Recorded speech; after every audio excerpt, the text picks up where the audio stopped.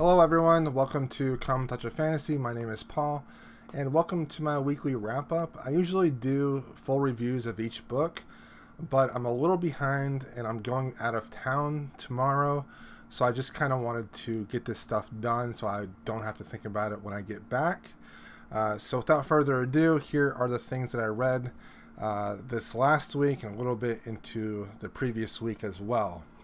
Starting off with The Color Purple by Alice Walker. I really enjoyed this. I gave it a 4 out of 5. There's some harsh language and harsh scenes. However, the story of this woman's life in southern Georgia in the 1910s to 1930s, around there, was very inspirational because of the pain that she went through and the ordeal she went through. The men in this story really mistreated women quite a bit, and that was really difficult for me to read. But what was interesting was her sister went to Africa as a missionary while she stayed home, and the sisters kind of thought that people would be different over in Africa, but the same like misogynistic tendencies over in Africa are like the same as it was in America. And a big focus on this book is the racial tension between the whites and blacks. And it was just a great book showcasing what black Americans had to go through during that time, how important education is, and really is an eye-opener to myself, how I look at older black people and black people in general. Because I know an older black woman, and just to think that her life was very similar to the lives of these people back when she was a little kid, and just to kind of realize that, and realize that, wow, things have changed a lot and things have gotten a lot better, but there is still a lot to really focus on and improve. Also, for the Diversathon, I read a YA contemporary book, If I Was Your Girl by Meredith Russo. This is a book about a transgender girl that fully becomes a woman, and she changes schools, and just her experience as a transgender person. She ends up like becoming happy, finding a boyfriend, meeting friends, but there's like a part of her that she doesn't want, that she's afraid of telling people the truth, that she was born as a boy, but she always knew that she was a girl. It was a great book. I gave it a 3 out of 5. I thought the heart and mind aspect was good, but the plot and the writing was a little bit not so great. The plot is really safe. The goal is to normatize the character and normatize transgender people in general, and I thought the author did that really well, but I also thought the plot was just so safe that at times it was a little bit too easy to read, you know. But I devoured this book. I read it in 2 sittings. Really easy read that I think if you like contemporary YA, you should check it out. And then I finished Kindred by Octavia E. Butler. This was amazing, 5 out of 5. The writing was fantastic. The story was just really interesting. Basically, a black woman from the 1970s is pulled through time to the 1810s through 1830s, back to her white ancestor, who is the son of a plantation owner.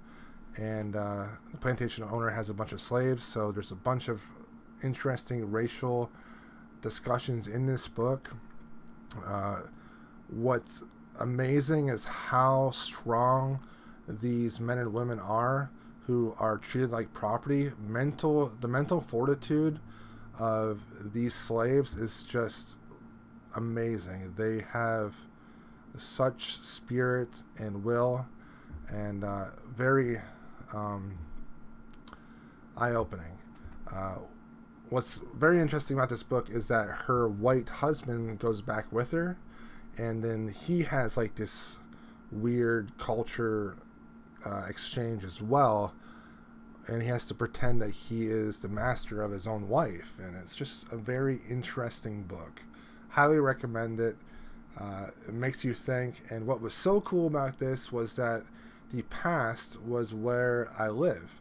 So it's about the Maryland Eastern Shore, and that's where I live, and it was really cool just to read about a book and envision the world back then in the early 1800s, and like look out my window and realize it's probably not that much different than what was in this book.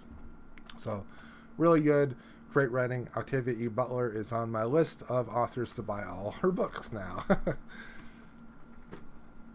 Then I finished Feed by Mira Grant.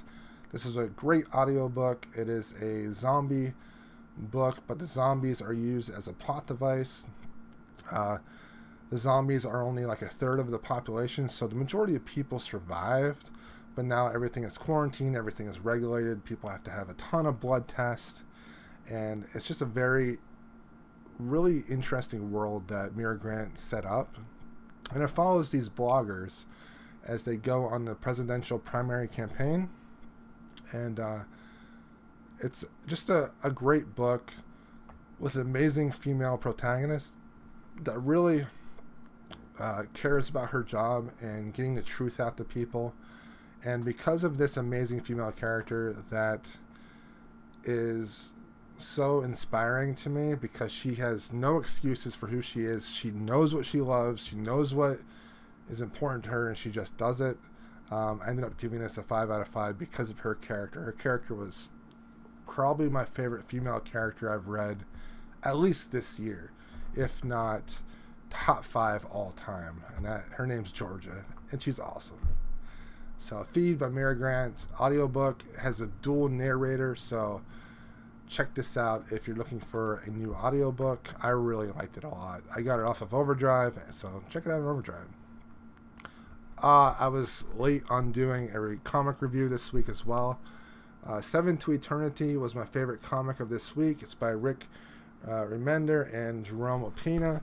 It is a fantasy comic, and the art is ridiculous. Some of the best art I've seen in a long time. And what I like about this, it's a high fantasy world where like anything basically can happen. It reminds me a lot of like a really dark anime. The writing's good, the art is really good, and it's just a great start to a very interesting story about like this demon-like person that controls most of the world, and how these people are running away from him, but now to survive they have to end up facing him and like making a deal or something, and it's just really good. That's Seven to Eternity. This was issue 1 by Rick Remender and Jerome Opena.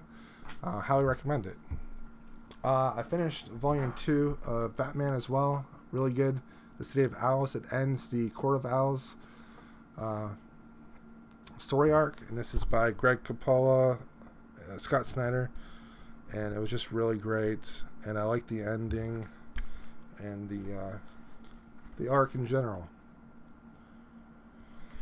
The art was fantastic, and I can't wait to read more of the new 52 Batman because it's fantastic. I gave that a 4 out of 5. I gave Giant Days Volume 1 a 5. This was an amazing book about 3 young girls that go to college, and it's just so much fun.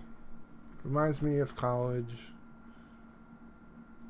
John Allison treats his characters like people, and it is serious but not too serious, and it just is a really well done comic. What I like the most about it is that a lot of times in movies or television, men get rejected, and the audience is supposed to like feel sorry for the man for getting rejected, and I think that creates a bad scenario in real life, because women don't know what to say when they reject a man, because they always see these movies or TV shows where you're supposed to feel sorry for these men being rejected. But in this, the women get rejected. One gets rejected by a boy, the other one gets rejected by a girl. And it's just very refreshing to see girls dealing with rejection. It doesn't happen often in books, media, TV, or whatever. At least the things I watch. So I like that. I'm reading the second volume very soon. Looking forward to reading that so much. Thanks for watching this wrap up. My voice is a little bit struggling now because this is the second time I've done this and I'm not feeling all that great. But I wanted to get this done so I wouldn't have to worry about it and think about it while I was gone on my little trip. So I hope you enjoyed this. Kindred by Octavia Butler. Worth reading. Worth putting up on your TBR. Worth checking out as soon as possible. Thanks for watching. Please comment, like, and subscribe.